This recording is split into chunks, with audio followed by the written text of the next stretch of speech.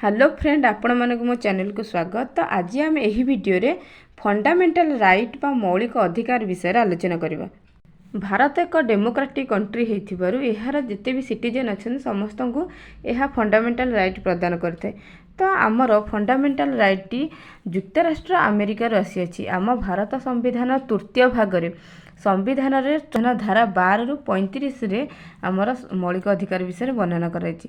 तो आमर 6 गोटी मौलिक अधिकार रही जेभली कि right to equality, right to freedom, right against exploitation, right to freedom of religion, culture and educational rights, right to constitution remedy.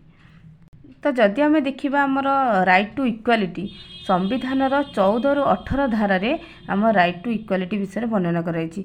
तो 14 धारा जदि आम देखा समान अवस्था थिबा लोक मानकु समान सुविधा सुजोग, जाति धर्म वर्ण लिंग निर्विशेष समस्त को सुविधा सुजोग समान दिया जिवो।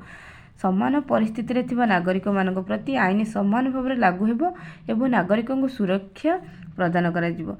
किंतु जदि शिशु आ नारी मानकर किंबा अनुन्नत गोष्ठी मानक पय किछि एक्स्ट्रा सुविधा सुजोग प्रदान करा जाए तेबे अन्य लोक माने ताहाको किछि विरोध करिवे नाही बोली लेखा जायछि। तो से भली भाव रे हमर आर्टिकल 15 अनुसार जाति वर्ण लिंग निर्विशेष समस्त व्यक्ति समस्त सर्वसाधारण स्थान को जाइपारे, जेपरिक दुकान को, सर्वसाधारण भोजनालय को, मनोरंजन स्थान, कूप पोखरी स्नानागार रास्ता सर्वसाधारण गंतव्य स्थान एटसेट्रा। तो विभिन्न स्थान को जोटी सबू लोक माने जाइपारे सबुठी जाइपारे आर्टिकल 15 अनुसार। तो 16 जदि आम देखा तो जाति वर्ण धर्म लिंग और बासस्थान निर्विशेष राष्ट्र निकट में चाकरी करिवार अधिकार समस्त को दि जाइए। तो आपणकर जदि गोटे चाकरी करने को योग्यता अच्छी ताहले आपण माने समस्त जो जातिर हूँ जहाँ भी हूँ कि चाकरी करें। से भली भाव में सबुठार इम्पोर्टाट 17 धारा।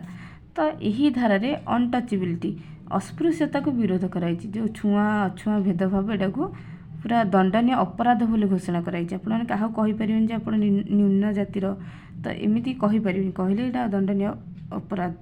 18 धारा अनुसार सामरिक और शिक्षागत उपाधि व्यतीत नागरिक मानक राष्ट्र अन्य कौन भी उपाधि दबनी। आदि आप विदेश कौन उपाधि पाँच तेज राष्ट्रपति को ही अनुमति बिना आप आनीपर, राष्ट्रपति अनुमति नेला आप विदेश जेकोसी अवार्ड आनीपर। किंतु आमर देश नागरिक मानकर व्यक्तिगत प्रतिभा को देखिकी आम देश लोक मानकु किछि अवार्ड दे थाए, जेपरिक भारत रत्न, पद्म विभूषण, पद्मभूषण, पद्मश्री। तो यही सब अवार्ड मान दि जाए। यह द्वारा भारतर सामरिक वैषम्य विरुद्ध रे प्रतिकार व्यवस्था करा जाय। लोक मानक भितर वैषम्य रहिबनी, समस्ते समान। तो यहाँ हूँ आमर राइट टू इक्वालिटी। जदि आपको ये वीडियो भल लगी था तेज वीडियो को लाइक करूँ, चैनल को सब्सक्राइब करनथिले चैनल को सब्सक्राइब करूँ। Thank you.